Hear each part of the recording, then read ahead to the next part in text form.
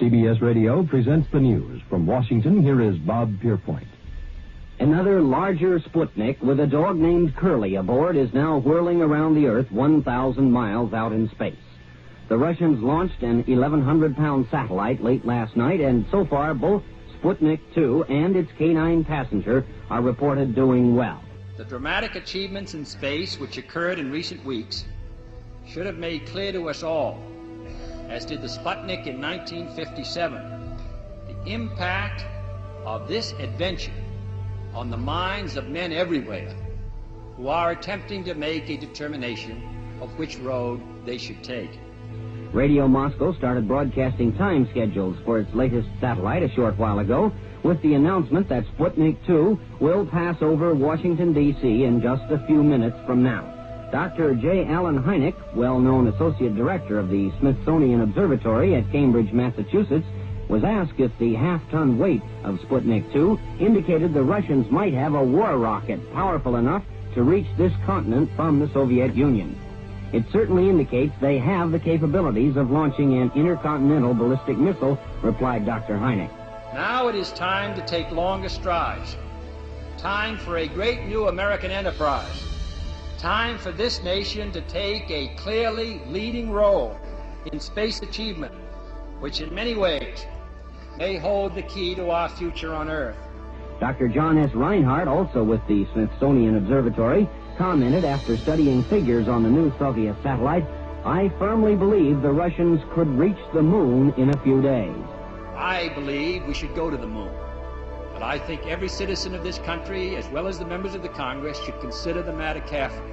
Every scientist, every engineer, every serviceman, every technician, contractor, and civil servant gives his personal pledge that this nation will move forward with the full speed of freedom in the exciting adventure of space.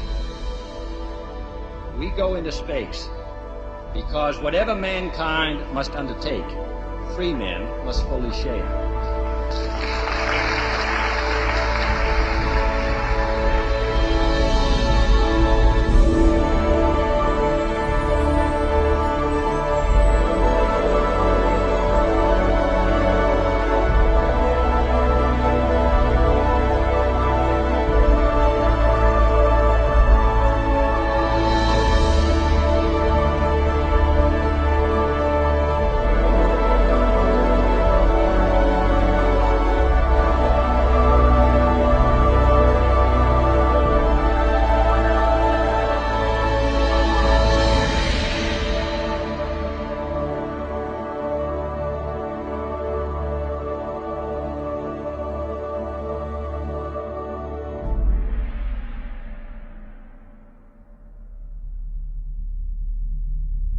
On January 25, 1994, the Deep Space Program science experiment known as Clementine was launched from Vandenberg Air Force Base. Clementine was able to deliver more than 1.8 million digital images between February 26 and April 22, 1994. These images were quickly accessible to the general public on the World Wide Web.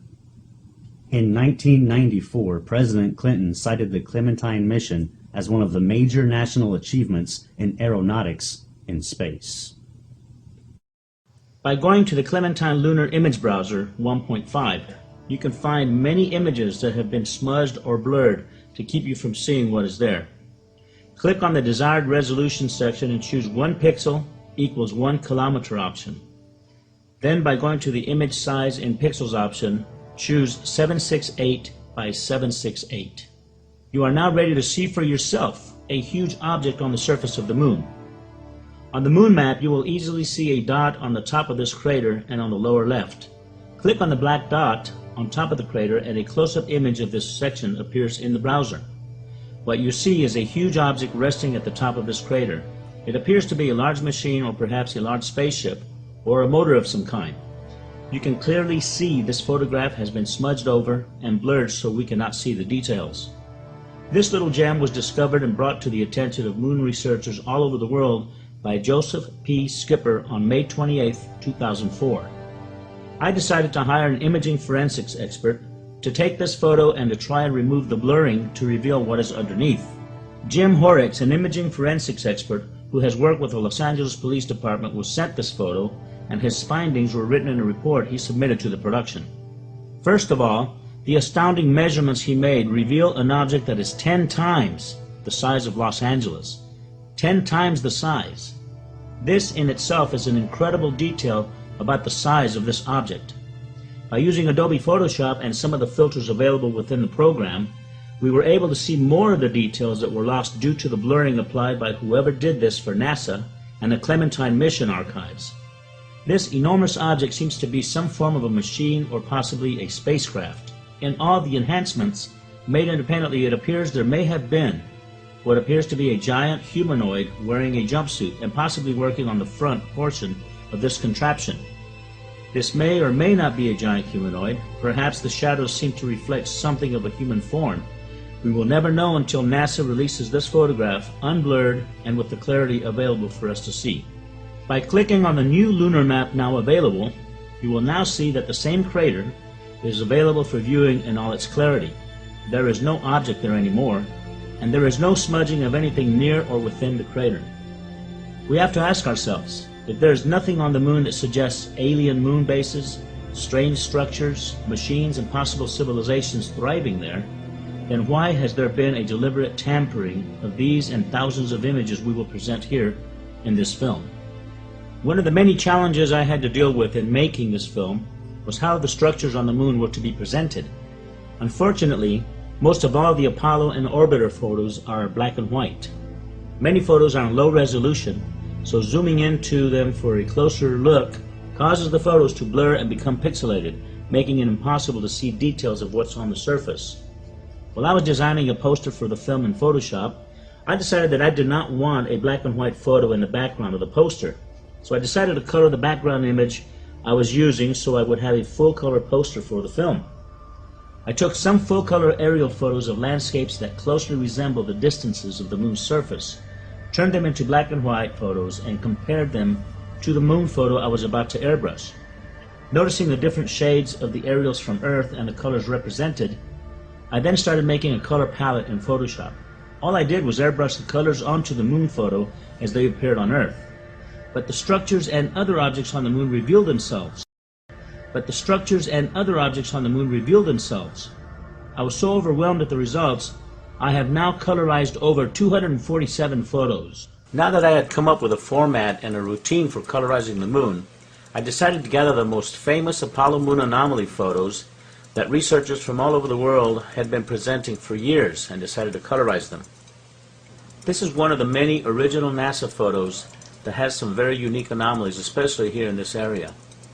This is what it looks like after we bring up the contrast to eliminate the brightness applied to distort the image. And this is what it looks like after applying my colorizing process to it. So remember, these are colors and tones I used from Earth photography applied to the moon's surface. With Earth colors applied, you can see all the details with depth perception as never before. By painting the moon with Earth colors and tones, we can now see what has been there all along for us to view.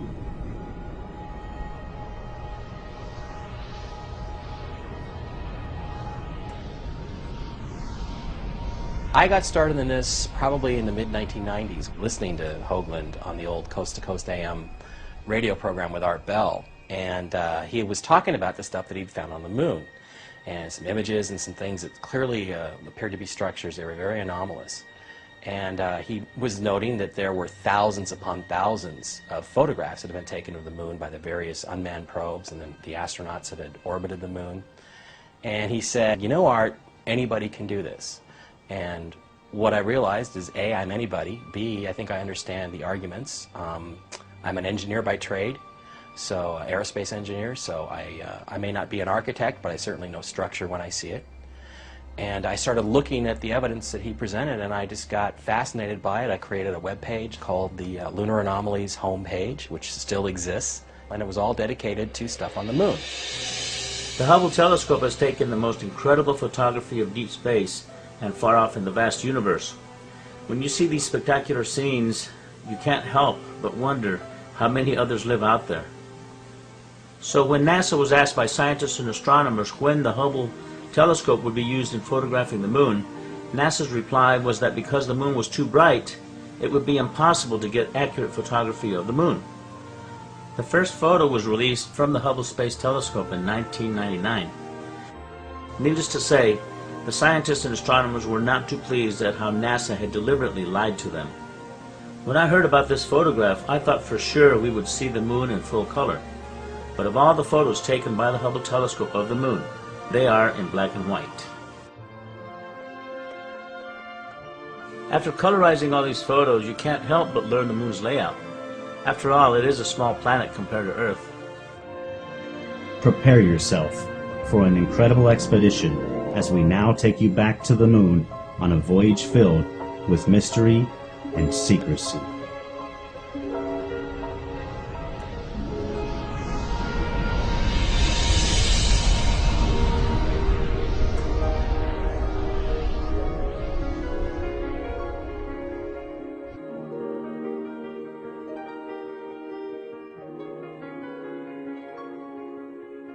I'm not sure why NASA has not told us what's on the moon. In a way they have told us because the pictures are there and there's hundreds of them. So anybody can do what I did and go and look at the pictures and enlarge them and see what there is. NASA has been there, but we haven't been back since 1972.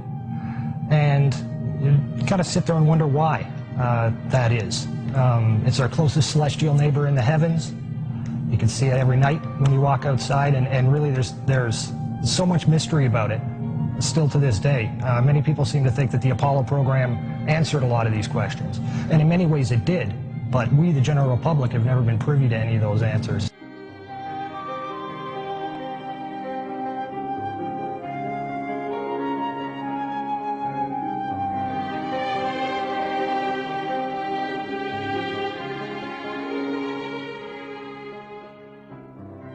Is there already somebody there? And is there even a secret space program that we don't know about, that maybe even NASA doesn't know about, that's been to the moon and back and using very advanced technology? A cover story that's based entirely upon the premise that there is absolutely no life there, and that there's no life to be found, past, present, at all. That's simply not the case. So I certainly believe that some of the stuff that we're finding on the moon may be alien, extraterrestrial in origin. It may be ruined, ancient, abandoned extraterrestrial ruins. Some of it may be active, and some of it, in fact, may be our own stuff. I don't think there's any possibility that NASA is not aware of the civilizations on the moon and the structures. They're very obvious, easy to see. They are in contact with some of these extraterrestrial life forms, and they don't want you to know about it. There was the guy that hacked into the NASA database and found some listings of non-terrestrial officers. NASA may have made a deal with beings up there to not reveal their civilization, but then again, the pictures have the evidence. It's all in the pictures anyway. The whole purpose to the cover-up is to prevent we, the plebeian masses of this planet, from gaining the appreciation that there is indeed extraterrestrial life out there, intelligent extraterrestrial life. And this is life that the government is very well aware of. The governments around the world, it's certainly not a U.S. issue. They're very well aware of it.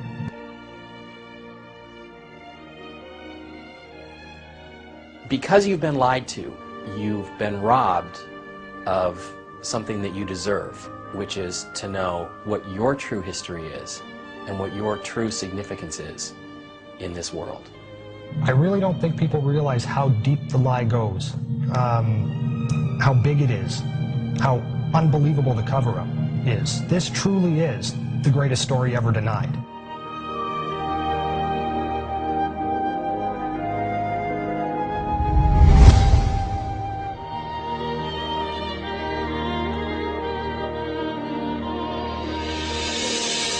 It is the most amazing secret never told. It is the most monumental cover-up in human history. And hopefully, the public will take a movie like this and it will begin to open up some doors, begin to open up some windows to the truth, whether it's from the government, whether it's from other insiders who can now come forward and begin to tell their stories of what they did. and their involvement in this cover-up to get the truth out there. I think the world's ready for it, and hopefully a movie like this will push that forward a little bit and speed the process up.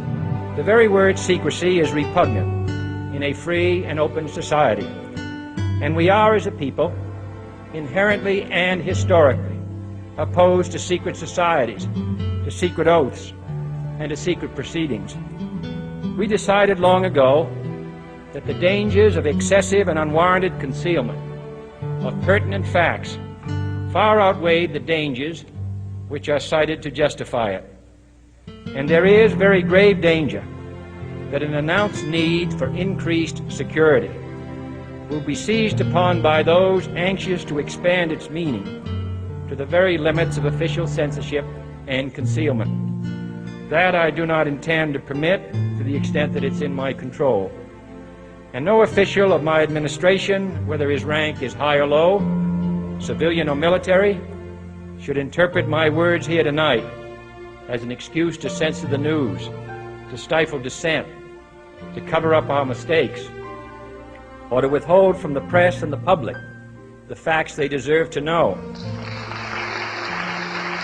By playing around with these images, using modern software techniques, some of the results really are eye-opening. And again, it really comes back to, you've got to ask yourself the question, why do NASA, or any of the other space agencies, or any of the major observatories, why will they not show you any of the new adaptive optics imagery of the moon? They simply won't show it to you. They don't have any, they claim. A report was prepared under contract to NASA by the Brookings Institute, Washington, D.C. The report outlines the need to investigate the possible social consequences of an extraterrestrial discovery and to consider whether such a discovery should be kept from the public in order to avoid political change and a possible devastating effect on scientists themselves due to the discovery that many of their own most cherished theories could be at risk. And it says in there that you should seriously consider covering that information up, because it may in fact lead to what it calls the disintegration of our culture because of the tremendous cultural impact, the shock that it would have, especially to scientists and engineers who've come to believe arrogantly, I think, that we are the top of the heap, that we are some part of some natural process and we are the dominant species. I don't think that that argument flies. I think that document is nothing more than their political and legal cover for what they've been doing, because there is a much bigger issue that comes out here. What most people don't know is that, NASA is not a civilian science agency. If you look at the actual charter under which NASA was originally put into existence, it states clearly there that NASA is an adjunct, a division of the Department of Defense, and it is beholden to the Department of Defense. When you couple the Brookings Institute report with a document called Executive Order 10501, 10501 was a document that was specifically related to safeguarding official information in the interests of national defense. And it's important to note that the term national defense actually includes not only considerations of a military perspective, but also geoeconomic and geopolitical as well. And when you compare or take those two documents, when you take 10501 and the Brookings Institute report, right there, that lays the framework for the greatest story ever denied. That gives them legal justification to cover this up.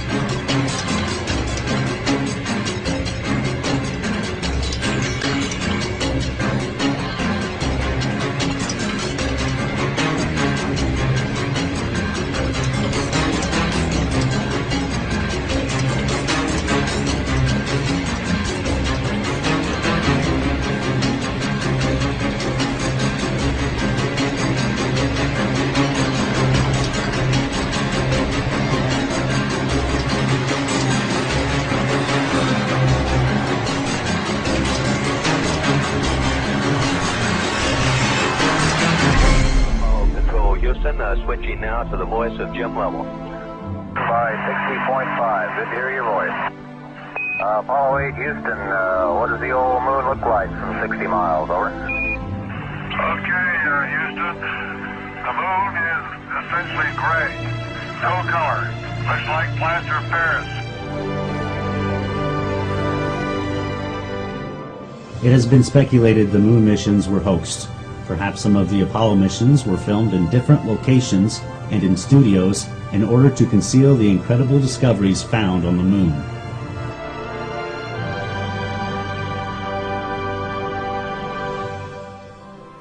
In 1979, Marie Chatelain, former chief of NASA Communications Systems, confirmed Neil Armstrong had indeed reported seeing 2 UFOs on the rim of a crater.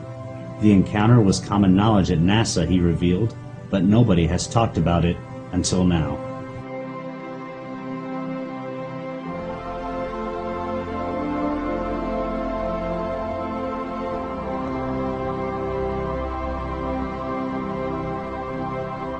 Even if you don't care what's up there, you damn sure care about the lies that are being put in place to hide what's up there.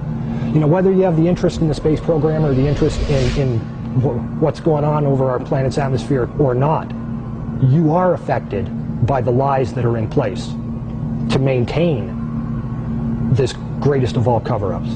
And we're talking about just a massive effort by the military-industrial complex. A couple of nuclear weapons sent into space were destroyed by the extraterrestrials. Our government sent a nuclear weapon for explosion on the moon's surface. It was tended to, as I understand it, to assess some scientific data and reaction and so forth. When I was a corporate manager of Fairchild Industries in 1974 through 77, I met the late Dr. Wernher von Braun in early 74. At that time, von Braun was dying of cancer, but he assured me that he would live a few more years in order to tell me about the game that was being played, that game being the effort to weaponize space. The idea of any explosion in space by any Earth government was not acceptable to the extraterrestrials, and that has been demonstrated over and over. The strategy that Wernher von Braun taught me was that first the Russians are going to be considered to be the enemy. In fact, when I met him in 74, they were the enemy. They wanted a weapon system they could put in space that would stop a ballistic missile. That was the concept. Then terrorists would be identified, and that was soon to follow. We heard a lot about terrorism. Now, if that ballistic missile happened to be coming from another direction other than earthbound, could it do the same thing? Then we were going to identify third world country crazies. We now call them nations of concern. I have but a short time to try to convince people that we are moving in an avenue where we are going to militarize space. The next enemy was asteroids. And the funniest one of all was against what he called aliens, extraterrestrials. That would be the final card. As a direct result, we will become a threat to them unless we spiritually grow also.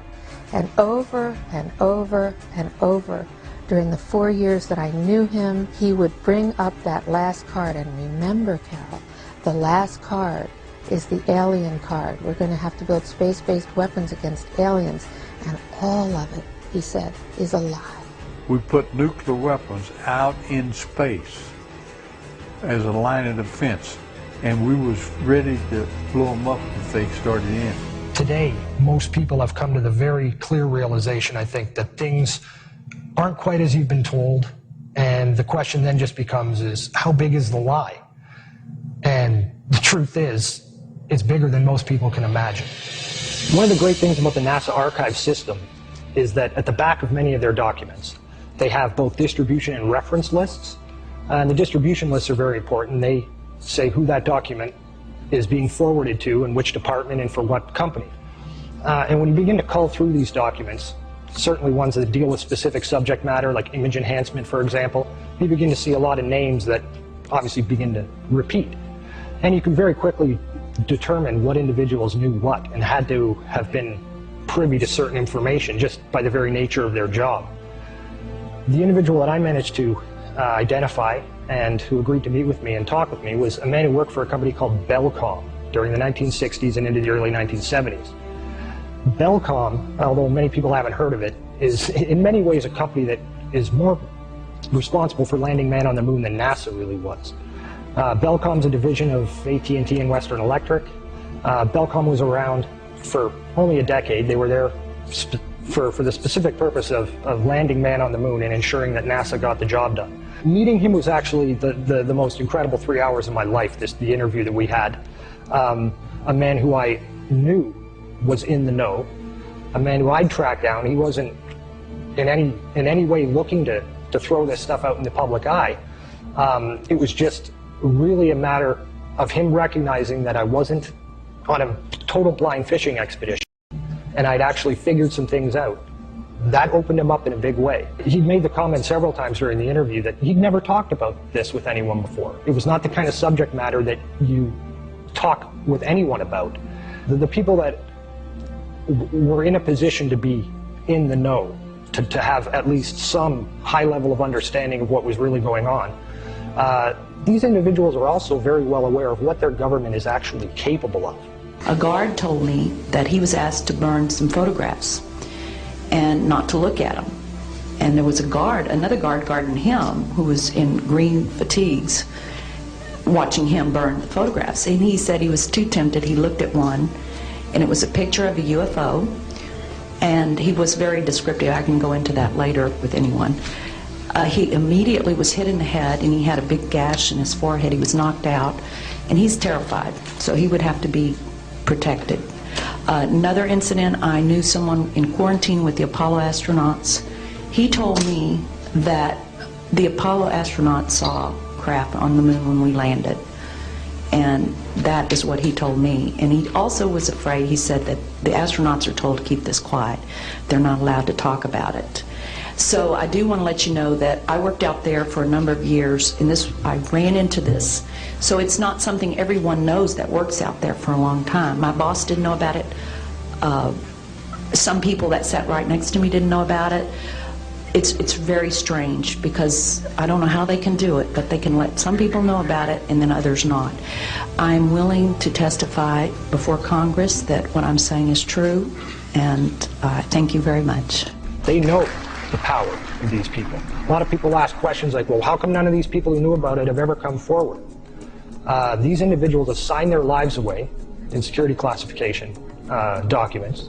And when I say sign their lives away, I mean that quite literally. I mean, these are things that if they talk about, it's off to Guantanamo Bay. This is the greatest secret in not only the United States military and the United States government, but around the world. So really, for a lot of these individuals, and there are many other investigators out there who will tell you this, that one of the only ways these individuals have to ever put the truth out is to do it through a proxy. They find another individual, or another individual finds them, and they talk a little bit about what they know. They're usually very, very careful when they talk about it, because they don't want trails leading right back to them. With this gentleman, I think a great deal of his openness had to do with the fact that he knew he was dying, and he knew that he was just fed up with the government's behavior. So he was more than willing, knowing that I had understood at least a little bit of what was going on, he was much more willing to open up to me. On November 20th, 1969, the Apollo 12 astronauts did an experiment with some strange results. They crashed the lunar module ascent stage into the surface of the moon. Shockwaves reverberated throughout the moon for over an hour. Some have likened this to ringing like a bell. These results were repeated during the Apollo 13 mission. However, this time the shockwaves lasted for over 3 hours. Hollow moon researchers say that this is proof that the interior of the moon was hollowed out by artificial means. MIT's Dr. Sean C. Solomon wrote, "The lunar orbiter experiments vastly improved our knowledge of the moon's gravitational field, indicating the frightening possibility that the moon might be hollow." On March 7, 1971, Instruments placed on the moon by the Apollo astronauts recorded a cloud of water vapor passing over the surface. The event lasted for over 14 hours and covered an area of at least 100 square miles. The Earth is thought to be around 4.6 billion years old, while rocks from the moon were found to be around 5.3 billion years old. And the dust the rocks were found in is thought to be about 1 billion years older than that.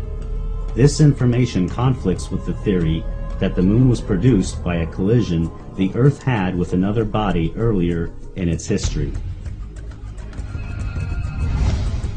One of the things you've got to keep in mind as well when you're looking at NASA imagery is that although the sky may appear black in those frames, in many instances, when you enhance that image, you discover that there's actually an incredible amount of image detail that's just buried in the darkness of that image. But when you amplify that scene and you begin to see what's hidden there in the sky, you can begin to make out shapes. There's a few images that show structuring. And this is all done in an effort to both hide the truth, but as well to leave a bit of the truth there for you. And again, a lot of people don't want to believe they do that, but they do.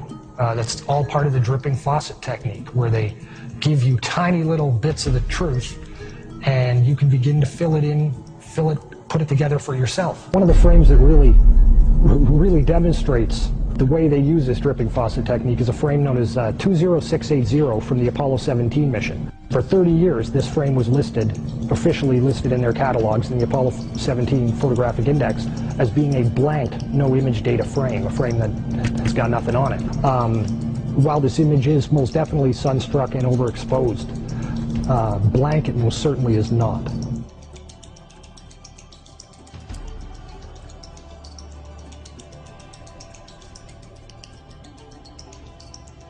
Harrison Schmitt, created some patches for his own mission, Apollo 17, which is again the mission that we take these images from, and that we've seen a lot of this color effect. And what he put on it was Stonehenge and the sun. And the sun is a symbol of ancient Egyptian god Horus. There's all sorts of Egyptian mythology that runs through all the Apollo program, which is supposed to be Greek, but it ends up that there's really sort of a dual meaning to all this stuff, and it's an Egyptian. And what he's clearly saying to people is, look, these are ruins. There is structure. This is what we're really doing on the moon. And I think what they're doing is they're trying in a subtle way to let people know, either because they remember it subconsciously or because they are deliberately trying to send us messages under the radar that they did not go there and pick up a bunch of rocks, but instead what they brought back, or what they were sent to investigate, was ancient extraterrestrial ruins. One of the most important things to keep in mind whenever you're looking at any NASA imagery, whether it's Apollo imagery or imagery of Mars, it doesn't really matter. Perspective is everything. We human beings down here on terra firma are afforded one perspective of the moon. We look at it, and that's what we have to look at. We don't know what the moon looks like from the side or from different oblique angles. All we have is this singular representation that we have to look at. And NASA has in fact gone to great lengths to ensure that the imagery that they show us of the moon's surface resembles very closely, both in photometric function as well as in angling, and the dimensional properties of the image make it appear as if it would look just like it does from Earth. One of the primary obfuscation techniques that NASA uses is to simply rotate the imagery. They insert a false horizon in their oblique imagery, so by turning these images upside down, it alters vertical objects, suddenly don't cast shadows anymore, the shadows aren't in the right places, and this technique has been used since the dawn of the space age. Since the lunar orbiter missions, since even before that with Ranger missions, to make things appear as we humans expect them to appear, because we look through a telescope here, we say, oh, that's how it looks, so from the side it probably looks like this. The reality is it doesn't. The moon is a very three-dimensional object. Hasselblad cameras were the ones that were used by NASA to photograph everything on the moon. And the reason the Hasselblad was used is because they had registration crosshairs. Now these registration crosshairs are there for a specific reason, okay? They're so that you can take a single photo with a single camera, so you'll be able to get distance from an object to another object because of the registration crosshairs that are built into the Hasselblad cameras. These crosshairs are always in front of whatever's being photographed. Okay, this is a perfect shot of a photograph of one of the astronauts on the moon. Now here you see the crosshairs from the Hasselblad camera. Okay, you can clearly see that they are even in the darkness of space, but you can clearly see that the crosshairs are there in exactly the positions they should be. So in a lot of the false horizons, they've eliminated the crosshairs in the sky parts, and almost about 90% of the moon shots have what we call a false horizon.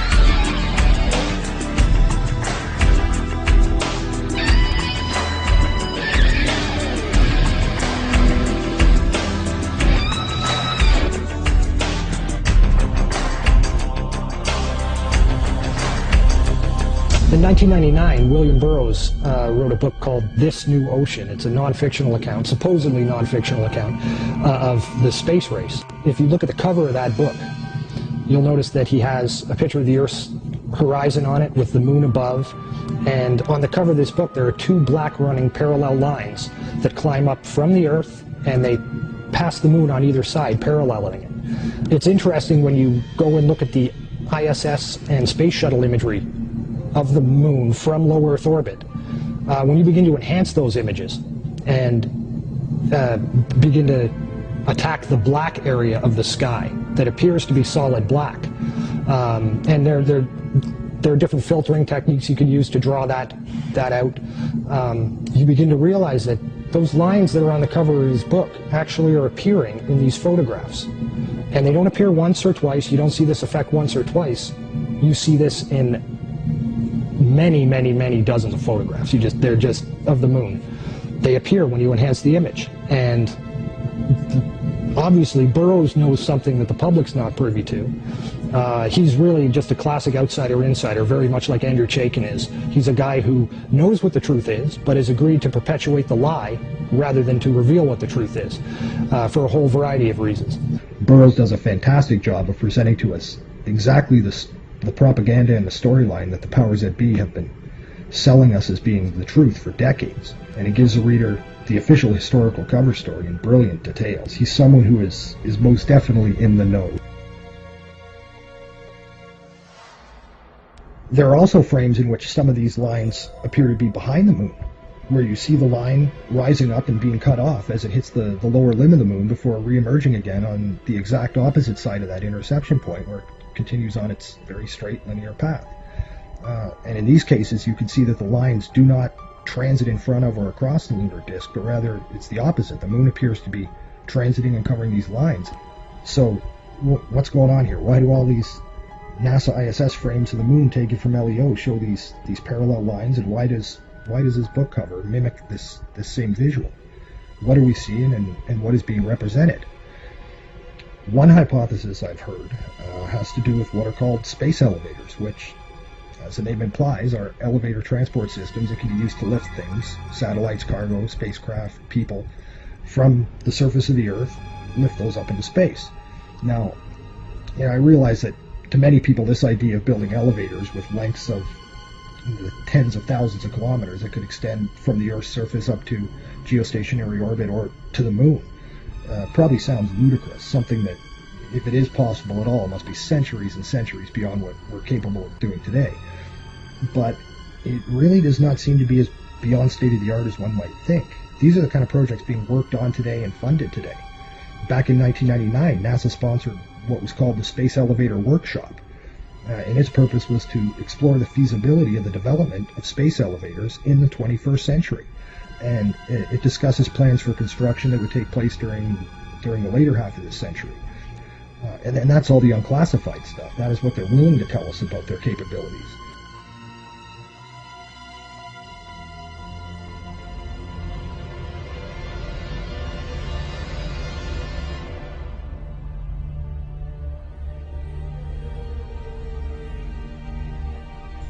Were the Egyptian pharaohs and clergymen of their time aware of subterranean places that had celestial functions? Judging by hieroglyphics that were discovered in tombs of pharaohs, such as Ramses, one can see a collaboration between what the Egyptians described in their time as a stairway to heaven and what we are seeing now with these space elevators emanating from Earth. The Vector, NASA's official logo. If you've ever looked at NASA's official logo, both their official insignia and their official seal, you'll see that the most prominent object in the seal is a red swooshing object. They call that the chevron or the vector. If you ask NASA's Public Affairs Office, this symbology is featured so heavily in their insignia and seal, they'll give you what really amounts to the standard facile cover story for the unilluminated. They'll tell you that that is a representation of a hypersonic wing design from the 1950s, which was the time the logo was created. Not exactly the case. Someone might want to ask the Russian Federal Space Agency, Roscosmos, that was formed in 1992, why they chose that same logo. And while you're at it, you can go ask the Chinese, who formed their space agency in 1996, why in the world they're using a hypersonic wing design from the 1950s as their official logo. Then you can ask the Japanese, the South Koreans, Taiwanese, Malaysia, Mexico, Iran, all of these countries, even Bulgaria. They all utilize the vector symbology in their space agency logos for their national space agencies.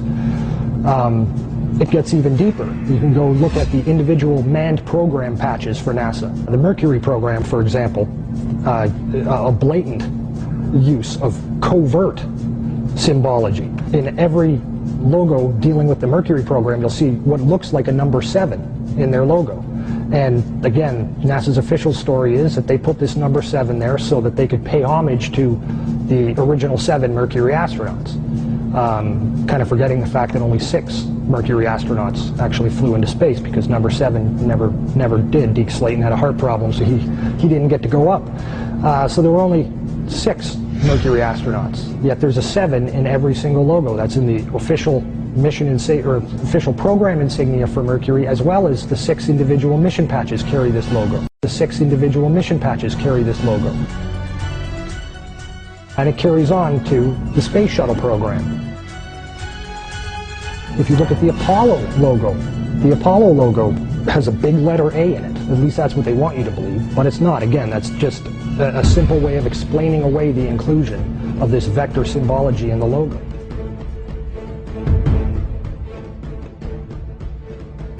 If you go to the Space Shuttle program, the original Space Shuttle STS program patch is a triangular patch that, again, hides the use of the chevronic vector symbology. And that also goes for many of the STS-specific mission patches. Every single one of the International Space Station expedition patches carry the vector symbology. The Russian Mir space station used the vector symbology. That was their official logo. You can even go deeper and look at military-industrial complex companies. Look at the logo on a company like Lockheed Martin, 2 vectors. The X-Prize logo, Ames Research Labs, U.S. Space Command. When you get into the military realm, the United States Space Command, their official logo is the vector symbol. And when you look at the military's individual space-specific programs, all of them deal with vector symbology in their official insignias. And the question really becomes, who or what are these people paying homage to? And the truth, quite frankly, is out of this world.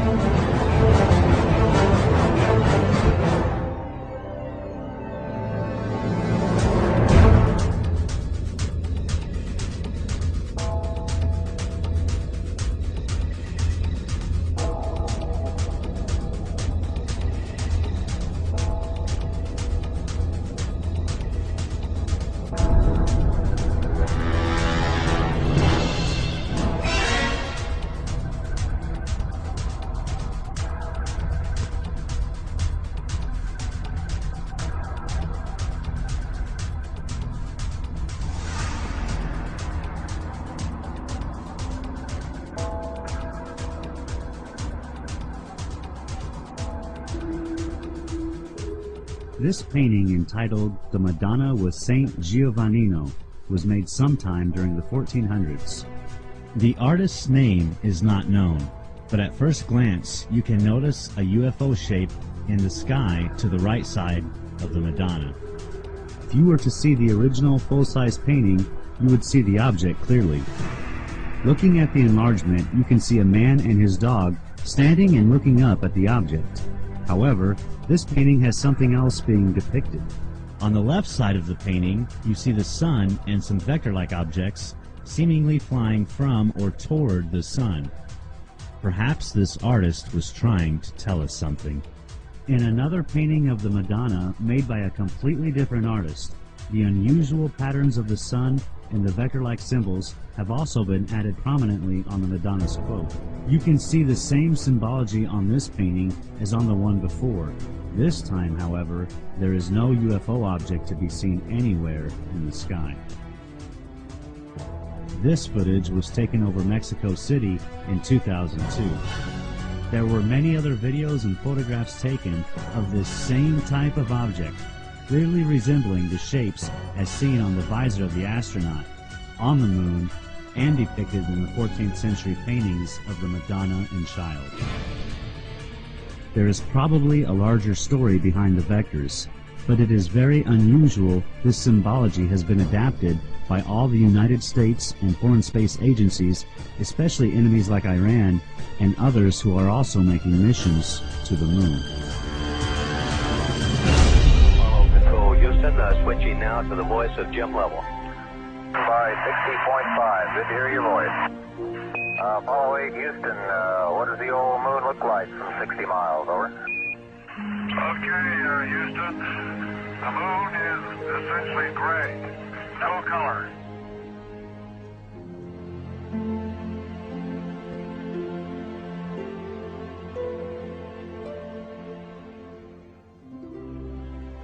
Exactly 2 weeks before I finished editing the first version of Moon Rising, I found out that there's a website on the USGS, it's the United States Geological Survey website, where they have the moon in different colors. They have it on grayscale, they have it on false color, which is infrared and ultraviolet views of the moon. But they also have the spectral color, which is full natural color of the moon. And when I found this out, I just totally freaked out. I mean, first of all, when I airbrushed the moon to build the poster for my film, I didn't realize how close I was to the actual natural colors of the moon. My partner Saskia, she goes, Jose, are you sure you haven't been on the moon? Because it was so close, it was just amazing. It's so unbelievably beautiful. All these natural colors that exist out there has never been shown to us. I've seen on TV, the moon is gray and black, and it has no color. Well, that couldn't be farther from the truth. It's really, it's compelling. I just want to see more, and it blew me away. It absolutely blew me away. First of all, with the Clementine mission, it took 1.8 million images of the moon. The high-resolution ones, you can't seem to get any of them because, well, they give you different reasons why you can't get them, but you can't seem to get them. But there's also these natural color images, and they are much, much brighter. They have far more color than they should if our models of the moon are correct. Now, there's two ways you can approach this. One is it could very well be that some of these areas, let's say some of these areas under these glass structures, these domes, are still intact, that there's still atmosphere in there, that there is still stuff growing there. You know, you would obviously have plants and vegetation, you have various things there that you would need to survive or that you would have simply for the aesthetics of living in an environment with plants and animals. So it's possible that's what some of this stuff is. Another distinct possibility, and this is the one that I tend to advocate, is that if you really do have these multiple layers of glass structures all over the moon, what's going to happen is the light is going to scatter and bounce all over the place. And when it does that, you get a prism effect, and it then will combine with other red or green or blue, and it will make other colors. In order to comprehend the significance about the natural color of the moon, you need to know where these images come from. This is what is called the skin of the moon. It is the actual surface that has been stretched and flattened out. When visual artists wrap this skin around a sphere in their 3D programs, this is what you get. José Escamilla downloaded hundreds of sections of the entire skin that is available on the USGS website. The area of interest is in this section here, located on the front side of the moon. When José zoomed into this particular section, he recognized some very unusual features and objects in the scene. First of all, the terrain below is clearly presenting itself at an angular view. The disc shape located here appears to be hovering above the surface. When you compare this disc with others that are closer to the terrain, you can clearly see this object is not down on the terrain. José found out very quickly that there are more of these discs all over the moon. The discs that you will see in other photos we are going to present are identical to this one. They are hovering on their sides, and sometimes they are hovering as these others below. The other discs you will see are different in color and details, but they are shining light onto the lunar surface as they do whatever they are doing close to the terrain. In all the photos José presents in this film, you are seeing the only clear and detailed photography ever released in full color of real flying saucers. NASA has known this, and so have the multitudes of people connected to the space program. Another thing that I need to bring forth is, in my first film, UFO, the Greatest Story Ever Denied, we had this whole segment on the STS footage of the things that are flying near the tether, things that have the donut hole, but they seem to be alive. I've come to find out that these things are thriving on the moon's surface. There's thousands of them. And they're hovering above the moon's surface, finding the full color imagery that you're looking at now, the natural colors of the moon. It brings us to a total new reality that the moon could have been teeming with life back in '94 when these photos were taken, or it may still be teeming with life.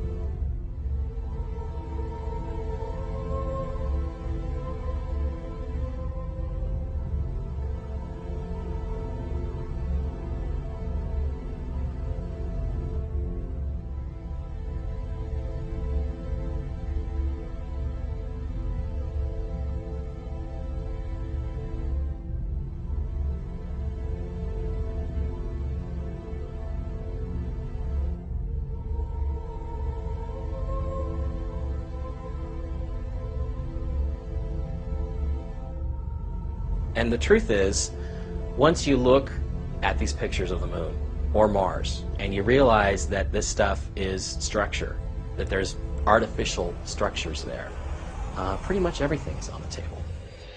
There are so many lunar landscapes filled with color and textures unlike anything ever seen before with the human eye. There are deep crevices and overhangs where you can see immensely huge openings, or what appear to be cavern entrances. There are far too many gigantic and massive structures as can be described. You have to see them for yourself in order to grasp the size of these complex and, in most cases, alien-like architecture, as you have seen in many films. You will even see some strange vine-like webbing, as depicted in Steven Spielberg's War of the Worlds. Glass domes, UFOs, massive buildings and scaffolding spread throughout the lunar terrain in many sizes, shapes, and forms. It is evident the missions to the moon were more involved than gathering rocks and dirt samples. There is no doubt we went to the moon. It is what was waiting for us when we got there that this film is about.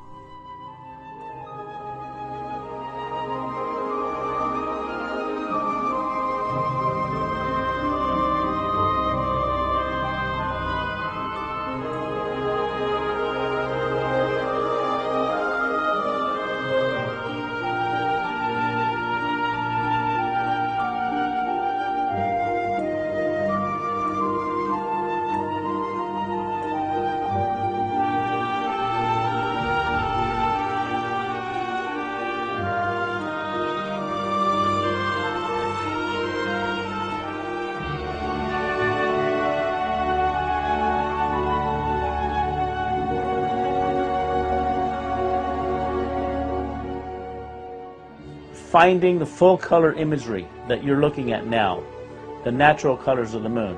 It brings us to a total new reality that the moon could have been teeming with life back in '94 when these photos were taken, or it may still be teeming with life. I think they are still there. They were there in the 70s when the last Apollo mission was there. I found lights on. It seems that, at least in some areas of the moon, that the lights might still be on.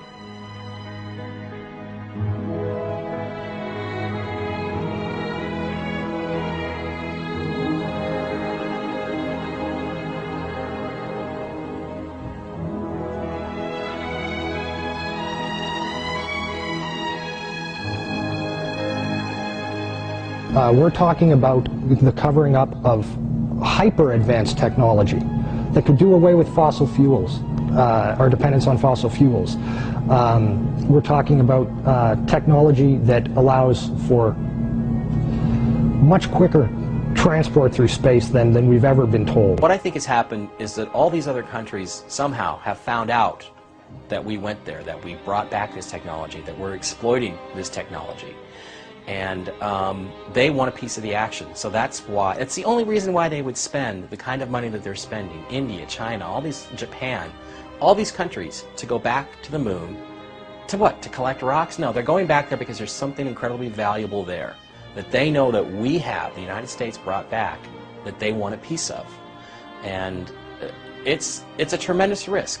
You know, there's not just simply the risk to the astronauts' lives. There's, if you believe some of the stories, there's even a risk to, you know, other people that might already be there. In the end result, I have found that the moon is in full color. It's not a black and white object. It's not made of, you know, impact craters and this kind of thing. There's a lot more to it. NASA has deliberately tampered a lot of the photography. They've eliminated the crosshairs to eliminate what was in the background in the sky,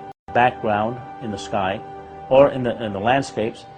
And there are some very significant things that have occurred. All we say, we don't know the answers. You know, in this whole realm, none of these individual researchers, not necessarily Jose, not Richard and I, we don't have all the answers. We all have a piece of the puzzle. We all see different parts of it. And there's certain aspects of this that we're all good at. All I'm presenting to you, and it's backed up with facts, all my films present you with evidence that is fully acknowledged. You can backtrace it, you can do, as they say, back engineer everything I present. It's all there for you to see. What we do know is that there's more information out there. Again, there's 1.8 million Clementine images sitting on the web. No one person can access even a handful of those and look at them and study them and find stuff on them. So what we need is for people that see these films and see documentaries like this is to understand that this stuff does exist. They can't hide it all. When I was talking with the gentleman from Belcom, and we were discussing the lie, everything he was telling me was different from what we were being told was the truth. And at one point I asked him, I said, man, you guys, you lied about a lot, didn't you? And instantly he said, no, we didn't lie about certain things. We lied about everything. None of it was true.